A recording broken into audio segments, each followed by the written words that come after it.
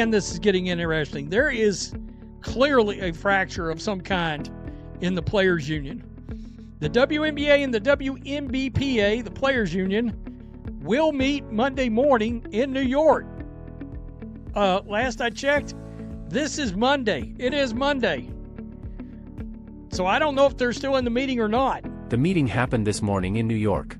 What people close to the talks are now saying reveals something no one expected. This is no longer just a fight between the players and the owners.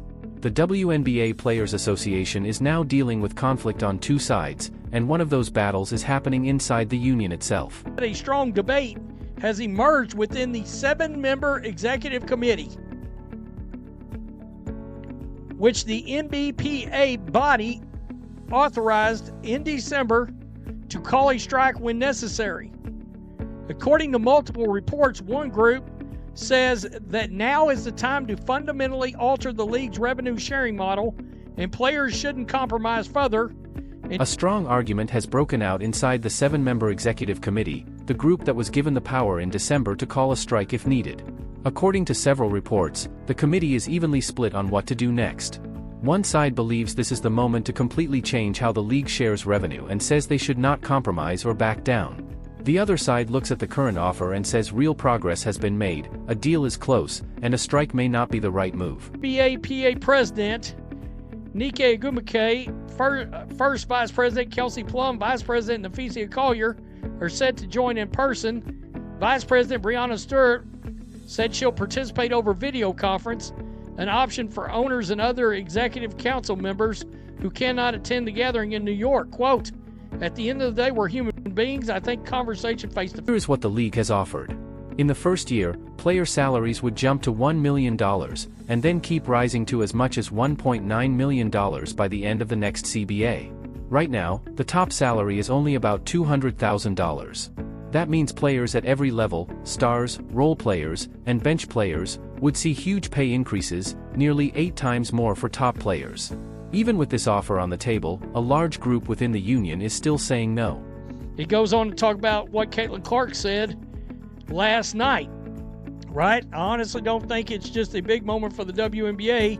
It's for all women's sports. I think it's one of the biggest moments we've ever had. I'm very confident we're going to get something done because we're in the moment because of the product we put on the floor, so we need to be able to continue that. You can tell, once again. The union sent its proposals to the league around Christmas, but the league has not officially responded yet, which has frustrated union leaders. Still, that frustration is small compared to the tension inside the union itself. Key leaders like WNBA Union President Nneka Agumike, First Vice President Kelsey Plum, and Vice President Nafisa Collier all went to the in-person meeting, with Breonna Stewart joining by video. These are the most powerful voices in the union, and they are now trying to figure out whether they can even agree with each other. Important to get on the court, play basketball, build on the moment, keep the momentum going. But first, sounds like the players got to take care of their own house. I had a feeling this was going to happen. I told you guys, for what, 2 months now, that you were going to have a section of players that was going to be like, we're getting... Kelsey Plum said before the meeting that she was excited to be there in person with other players and that she is deeply invested in the executive committee, especially with the league also committing to show up. Breonna Stewart has been pushing for face-to-face talks as well, saying in an ESPN interview last month that at some point enough is enough.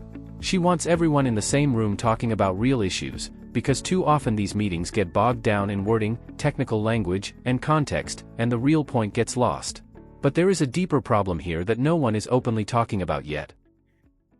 Especially your back end of the roster players, even your players from what? Number 5 in the rotation, all the way down.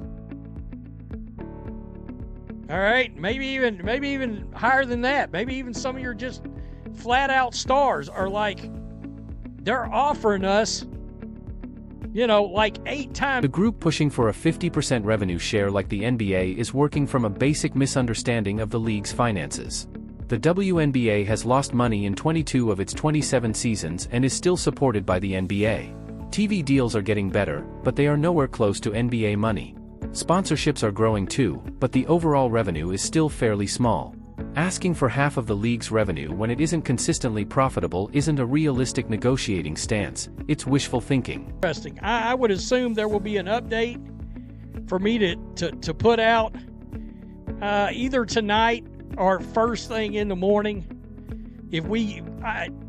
There's been something else. There's been leaks about this process that's come out overnight since this has started. I don't know why that is. This is where the split becomes really important. Some players understand the business side. They've looked at the numbers, talked to agents and lawyers, and see this offer for what it is, a huge investment in the league's future. The owners are betting that higher salaries will keep star players in the WNBA, so talents like Caitlin Clark, Paige Buchers, and the next generation won't leave to play overseas. The hope is that keeping those stars will grow the league enough to make these salaries worth it. The other group sees things very differently.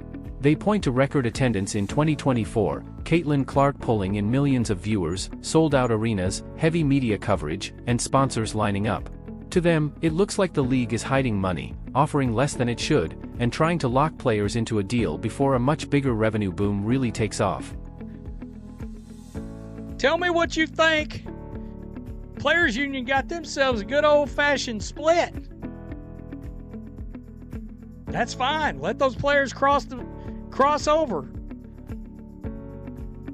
Sign their contract. Sign a new CBA. The players that want to be left behind, stay in Unrivaled. Stay with Project B. You're not under... Both sides want to hear directly from the owners instead of dealing with layers of lawyers and negotiators in between. That says something important. The players no longer trust the process. They don't trust that the negotiators are truly speaking for the owners. They want to sit across from them, look them in the eye, and ask the tough questions themselves. When talks reach the point where face-to-face meetings are needed because the usual channels have failed, it means the situation has entered dangerous territory. This is getting more and more interesting, and it sounds like this is headed to chaos. Like you may have gridlock on the inside of the very same union that can't get along, can't come to an agreement themselves. Remember what happened just 2 days before this meeting. Natasha Cloud went off on social media about the CBA, directly attacking the owners and turning the issue into something emotional and confrontational. Then Caitlin Clark went on NBC as an analyst and took the complete opposite approach. She framed it as a business negotiation and said she was confident a deal would get done because the league is in a strong moment thanks to the product on the court.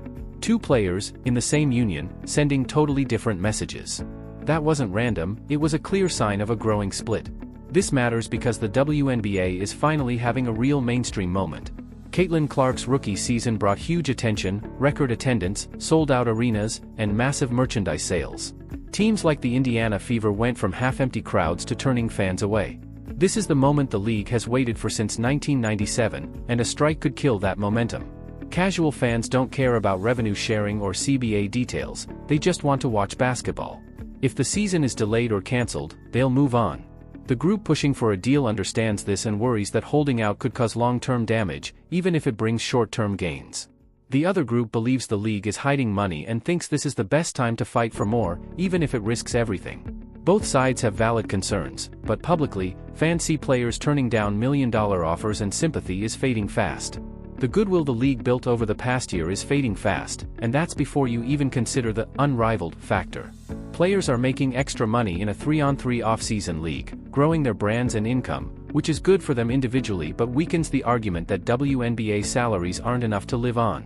When players can earn money from the WNBA, overseas leagues, unrivaled, endorsements, and appearances, the public doesn't see them as struggling. Optics matter, and right now they look bad. Today's meeting was supposed to be a turning point, but nothing changes unless the two sides inside the players' union agree. If the executive committee stays divided, the union has a real problem because you can't negotiate well when you don't even agree on your own goals. Leaders like Nneka Ogwumike, Kelsey Plum, Nafisa Collier, and Breanna Stewart are smart and successful, but they're under pressure from players who want different things. Some want to fight, some want to sign, some trust the process, and some don't. That's an impossible position. Now it comes down to this: either the league responds with an offer that closes the gap, or this drags on and threatens the season. Either the union unites, or the split becomes public. Either a deal gets done, or the WNBA faces its first ever strike. Caitlin Clark says she's confident they'll figure it out, and she needs to be right, because if the season is delayed and the momentum dies, it could take years to recover. The WNBA has never had an opportunity like this, and it